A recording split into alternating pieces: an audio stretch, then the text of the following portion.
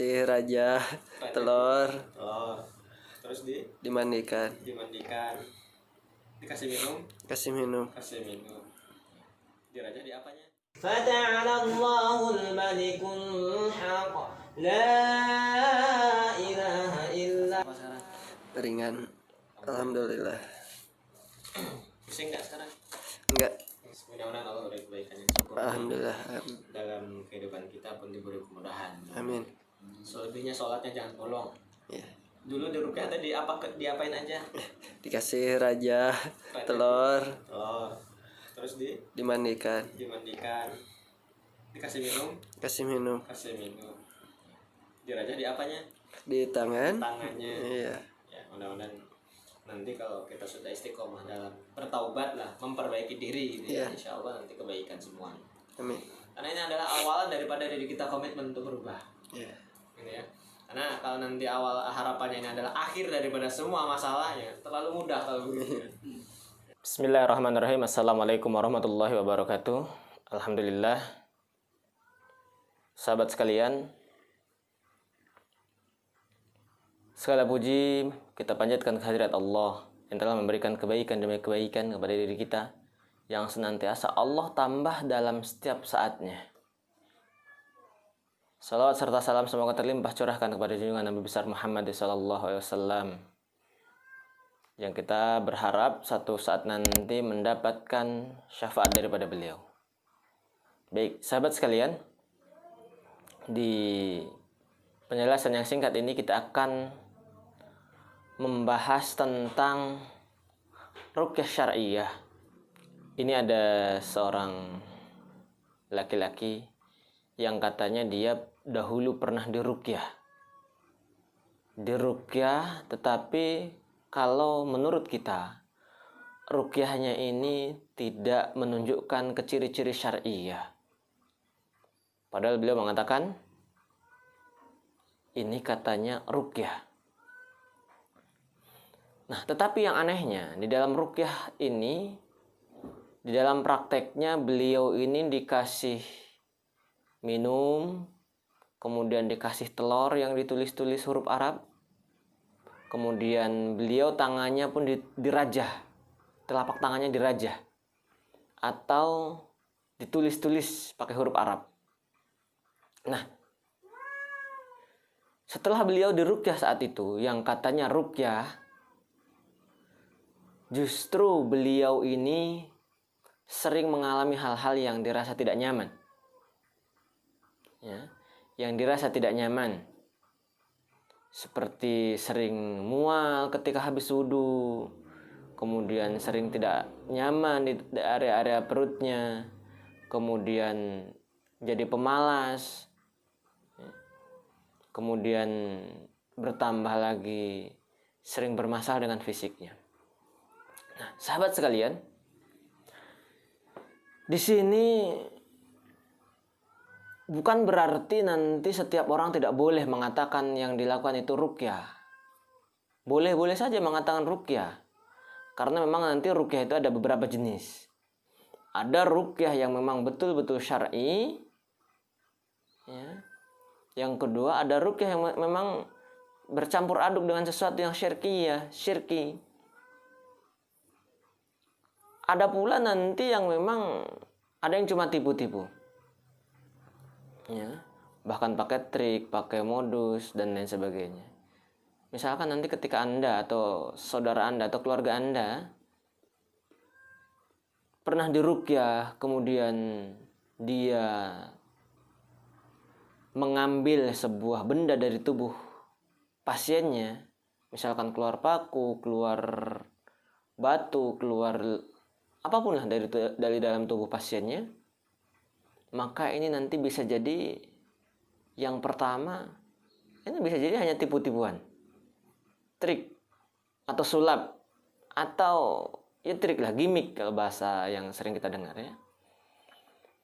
Nah, adapun yang dilakukan oleh laki-laki ini, oleh pria ini, beliau mengatakan pernah diruqyah, tetapi cara-caranya mirip dengan unsur-unsur perdukunan. Beliau dikasih telur yang ditulis Arab, kemudian tangannya dirajah, telapak tangannya dirajah, ya. Kemudian beliau juga diminum-minumkan. Nah, apabila nanti ada hal-hal semacam ini, kita juga harus patut waspada. Dan beliau pun dilanjutkan ditanyakan di antaranya. Beliau ditanyakan nama lengkapnya siapa. Ya, kemudian beliau ditanyakan nama ibu kandungnya. Nah, ini dua hal ini saja. Ini kadang-kala sudah mengindikasikan arahnya kemana. Atau misalkan nanti ditanyakan satu hal lagi, misalnya ditanyakan nama hari lahirnya hari apa. Nah, ini kita juga harus lebih waspada lagi. Karena perdukunan itu kadangkala identik dengan tiga hal ini. Menanyakan nama ibu kandungnya, menanyakan nama lengkapnya, menanyakan hari lahirnya. Nah, ketika tiga hal ini nanti ada di dalam prakteknya, curiga dulu ini prakteknya tidak syar'i. Karena dalam ruqyah syariah ini tidak menjadi syarat, kecuali kita kalau pengen sekedar tahu namanya, ya boleh, namanya saja, nama panggilannya saja. Tetapi tidak menjadi syarat nama lengkap, nama ibu kandung, nama hari lahir itu tidak menjadi syarat yang utama. Nah, jika nanti sahabat sekalian menemukan hal-hal semacam ini, sebaiknya berhati-hati dan tinggalkanlah. Jangan sampai nanti kita mengalami hal-hal yang tidak baik dengan dampak-dampak yang disebabkannya. Nah, sahabat sekalian, karena yang namanya ruqyah syariah itu sederhana, sangat simpel, tidak ada yang aneh-aneh, tidak ada yang luar biasa lah kalau menurut saya, tidak ada yang luar biasa. Semuanya serba sederhana, serba mudah. Nah, jika nanti sahabat sekalian menemukan praktek-praktek yang seperti itu dengan menuliskan huruf-huruf tertentu, baik nanti hurufnya macam-macam lah. Ada yang berbentuk huruf Arab atau huruf-huruf yang bahkan kita kenal saat ini, ya. Nah, dan diantaranya sang pria ini, ya, beliau pun dikasih amalan, dan amalannya pun aneh, jangjawokan. Saya lupa lagi ini ketika beliau memantrakan mantranya, jangjawokannya, ya. Tapi seingat saya kurang lebih artinya begini: tigigir ya, dari samping kanan saya apa, samping kiri saya apa, dari depan saya apa, dari belakang saya apa, kurang lebih begitu. Tigigir kiri, tigigir kanan. Nah, jadi ada semacam jangjawokan yang dikhususkan, dalam artian dia, kalau kita ibaratkan itu seperti memanggil sesuatu. Jadi seolah-olah dia menginginkan di samping kirinya, di samping kanannya, dari depan, dari belakang, dari depannya, ada seolah-olah yang menjaganya. Dan itu, kata beliau, tujuannya untuk apa? Untuk menjaga. Ruqyah kok ada yang begitu? Ruqyah ini mutlak. Ruqyah itu semuanya adalah izin dari Allah, kemudahan-kemudahan dari Allah. Adapun nanti kita dijaga, dimudahkan atau tidak, itu pun Allah yang berkehendak.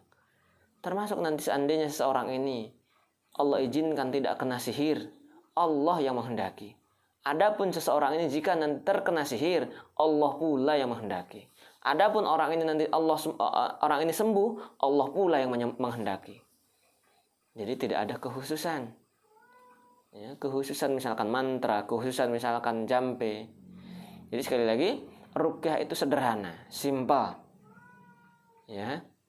Dalam praktek ruqyah, insya Allah tidak ada sesuatu yang aneh-aneh. Apalagi nanti harus dirajah, ditulis di tangannya. Ya. Apalagi nanti harus ditato, misalkan ditato mukanya, nggak ada yang seperti itu, ya. Karena memang ruqyah ini sangat sederhana, insya Allah. Ruqyah adalah bacaan, dibacakan daripada ayat-ayat Al-Quran, doa-doa sunnah, selebihnya kehendak Allah. Dan kita pun boleh meminta. Adapun apabila nanti kita meminta Allah belum berikan, belum ijabah, berbaik sangka terus kepada Allah. Dan mudah-mudahan Allah senantiasa bimbing diri kita, kemudian dijauhkan dari hal-hal yang prakteknya tidak syar'i, atau dijauhkan dari hal-hal yang memang sifatnya tidak pas. Nah, jika nanti ada sahabat sekalian yang merasa pernah mengalami hal-hal demikian, atau pernah diterapi dengan cara-cara yang demikian, sebaiknya lakukan atau diruqyah dengan cara yang syar'i. Insya Allah mudah, insya Allah simpel, tidak ada yang aneh-aneh. Tidak ada syarat harus makan telur, tidak ada syarat harus ngerebus telur, tidak ada syarat harus memakan ayam, domba, dan lain sebagainya. Nggak ada syarat yang aneh-aneh. Kecuali memang nanti kita memang butuh dan memang lapar, ya boleh, nggak masalah ini makan. Tapi tidak ada kekhususan di situ, ya. Tidak ada keharusan. Karena memang ruqyah itu sangat sederhana, sangat simpel, insya Allah tidak ada sesuatu yang dilebih-lebihkan, dan dampaknya pun insya Allah sangat mudah insya Allah ketika Allah sudah berkehendak.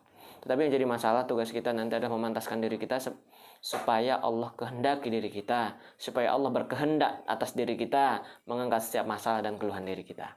Baik, jika ada sekali lagi sahabat atau saudara-saudara dari sahabat sekalian yang pernah mengalami hal demikian, segera lakukan ruqyah syariah supaya nanti tidak memberikan dampak-dampak yang lain kepada dirinya. Itu saja barangkali yang bisa saya sampaikan. Mudah-mudahan bisa menjadi sebuah penjelasan yang singkat ini. Mudah-mudahan Allah senantiasa ridho kepada diri kita, membimbing dan menjauhkan daripada praktek-praktek yang tidak syar'i. Billahi sabilil haq. Assalamualaikum warahmatullahi wabarakatuh.